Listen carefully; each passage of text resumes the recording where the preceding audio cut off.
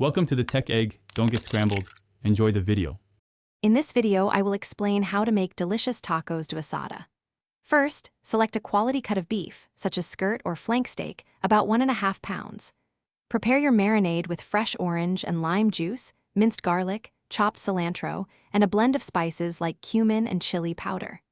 Marinate the steak for a minimum of 2 hours, or ideally overnight, to ensure it absorbs all those wonderful flavors. This step is crucial for tender and flavorful carne asada. Once your steak is marinated, it's time to cook it to perfection. Preheat your grill to a high heat, around 450 degrees Fahrenheit, to get a nice sear. Place the steak on the hot grill and cook for about 3 to 5 minutes per side for a beautiful medium rare. Remember, cooking times can vary based on thickness. After grilling, let the steak rest for 5 to 10 minutes before slicing it thinly against the grain. This keeps the meat juicy and tender. Now, let's get those tortillas and toppings ready. Warm your corn tortillas on a hot comal or skillet for about 30 seconds per side until they are soft and pliable.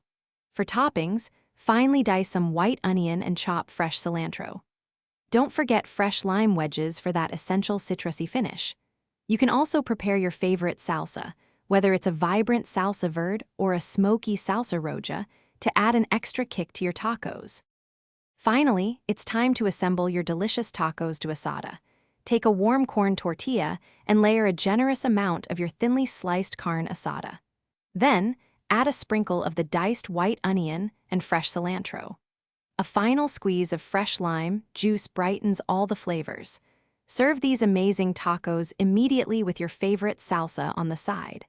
Enjoy the authentic taste of homemade tacos de asada. Thanks for watching. Consider subscribing if I helped unscramble your problems.